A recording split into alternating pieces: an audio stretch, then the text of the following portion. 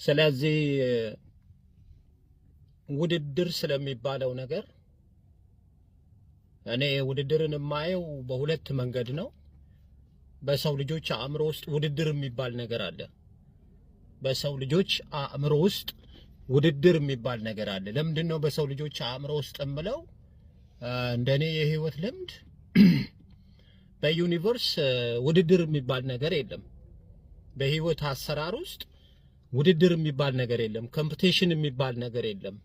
ለምን ቢባል ህይወት ድግግሞሽን አትፈቅድም። ህይወት ሁሉ ጊዜ አዲስ ናት። አዲስ ፍሰት ይዛ ነው የምትመጣው። ወደ እያንዳንዳችን አዲስ የህይወት ፍሰት ይዛ ነው የምትመጣው። ይሄ የህይወት ፍሰት ማለት የተለያዩ የህይወት ስጦታዎችን በባለፈውም ቪዲዮ እንዳካፈልኳችሁ ህይወት ሁለቱን ገጽታ ጣምራ ነው ወደኛ የምትመጣውና ከዛ መሸሽም መደበቅም እሱም መጋፋትም አይቻልም ራስን ማድከም ካልሆነ በስተቀር ያለው ነገር ምንድነው? መረዳት ነው። ሁለት ገጽታ ነው ያላት፣ በክፉም በደጉም በመልካሙም። በቃ ይሄ የህይወት አሰራር ነው እና ህይወት በሁለቱም አቅጣጫ ዝም ብላ ስለምትፈስ ወደኛ ውድድር የሚባል ነገር የለም። ሌላው ምክንያት ደግሞ በህይወት አሰራር ውስጥ ውድድር የሌለው ለምንድነው? በዩኒቨርስ ውስጥ የእጥረት አስተሳሰብ የለም።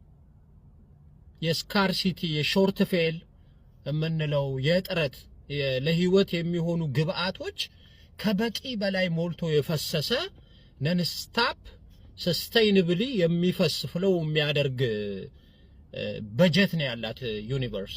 ይሄ የህይወት አሰራር በአጠቃላይና ታዲያ ይሄ ከሆነ ዘንዳ ውድድር ያለው በማን አእምሮ ውስጥ ነው ማለት ነው? በእኛ በሰው ልጆች አእምሮ ውስጥ ግን ውድድር የሚባል ነገር አለ። ለምን?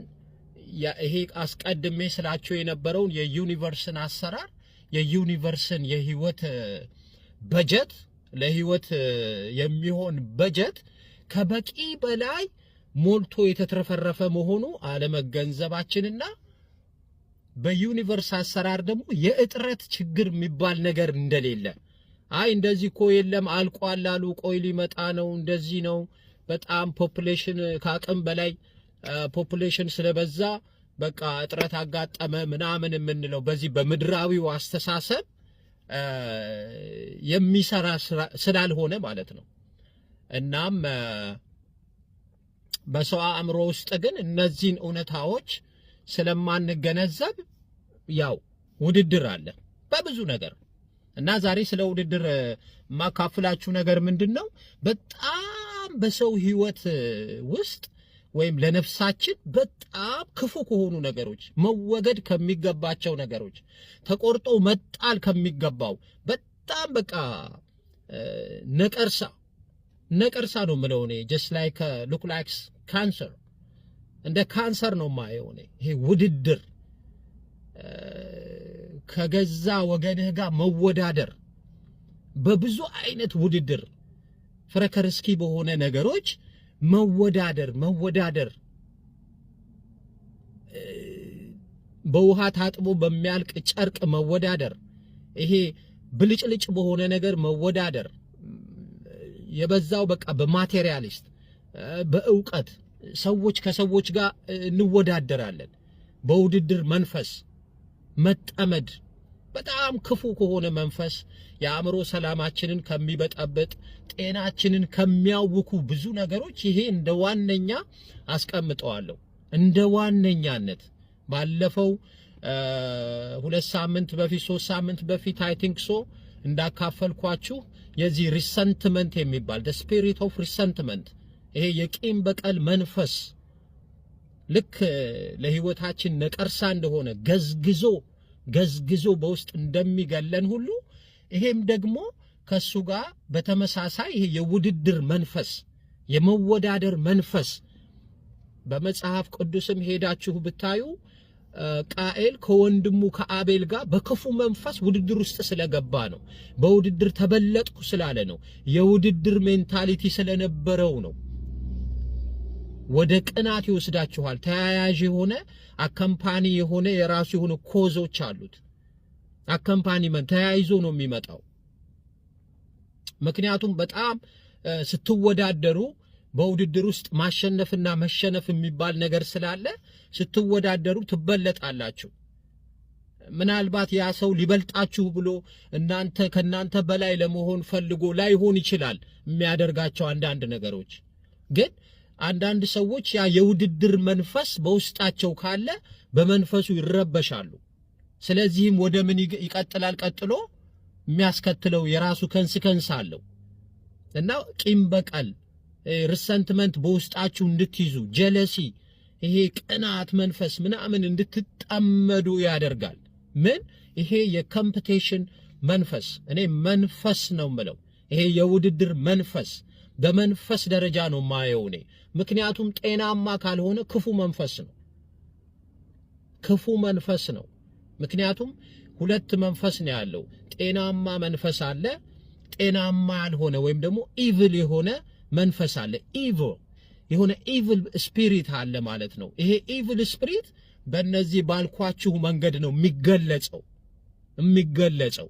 መጽሐፍ ቅዱስ ላይ ያሉትን እንደዚህ አይነት መለኮታዊ መልእክቶች ሳይንሳዊ በሆነ መንገድ ብንጠቀምበት በጣም በጣም በጣም የነፍሳችንን ሰላም እንቀዳጃለን።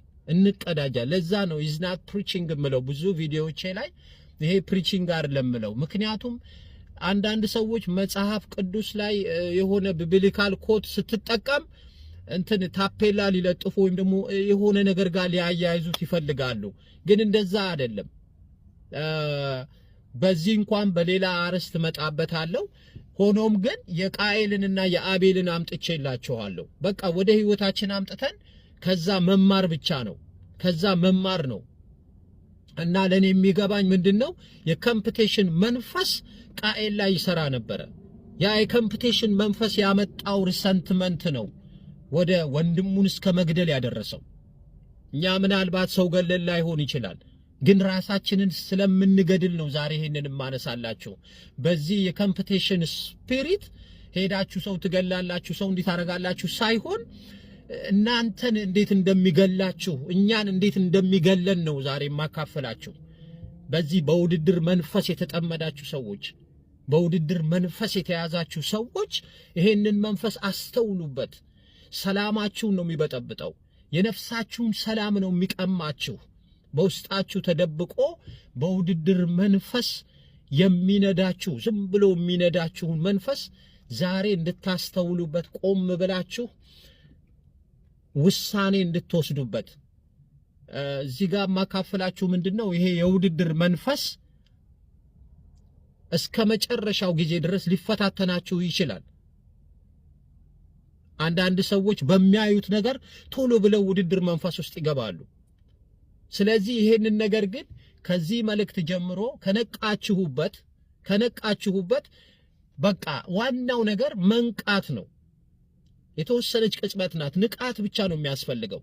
ይሄንን ስፒሪት ከነቃችሁበት ቀስ እያለ ጉልበት እያጣ በአንድ ጊዜ ላይወገድ ይችላል። ግን ለረጅም ጊዜ በውስጣችሁ ስለኖረ በቃ ተንሰራፍቶ ቁጭ ስላለ፣ ስለዚህ ቀስ እያለ ደግሞ ሲሞትም ተቆርጦ ሲወድቅም ደግሞ ቀስ እያለ በእናንተ ንቃተ ህሊና በጣም አለርት ከሆናችሁ በዚህ ነገር ላይ በጣም አዌርነሳችሁን ሁሉ ጊዜ እዚህ ጋር ፋከስ ካረጋችሁ እየወደቀ እየደከመ ነው የሚሄደው። ሁሉ ጊዜ እንደምላችሁ ሁሉ ነገር ኤነርጂ ነው።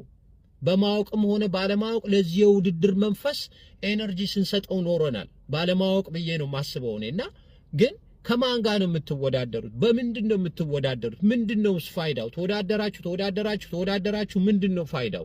ይሄ ክፉውን ውድድር ነው ማለት። ስለዚህ በውድድር መንፈስ አትጠመዱ። የውድድርን መንፈስ ቀስ እያላችሁ ስሩ ኮንዲሽኒንግ ጣሉት።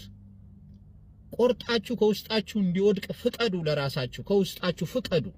በዩኒቨርስ እጥረት የሚባል ነገር የለም። ዩኒቨርስ ለሚጠይቅ ሁሉ በጀት አለው። ከበቂ በላይ የሆነ ኢንክሬዲብል የሆነ በጀት አለው ዩኒቨርስ። ዩኒቨርስን የምትጠይቁበትን መተዶች ዴቨሎፕ አድርጉ። በቃ በባይብልም ተጽፏል፣ በቅዱስ ቃሉም የሚያስፈልጋችሁ ነገር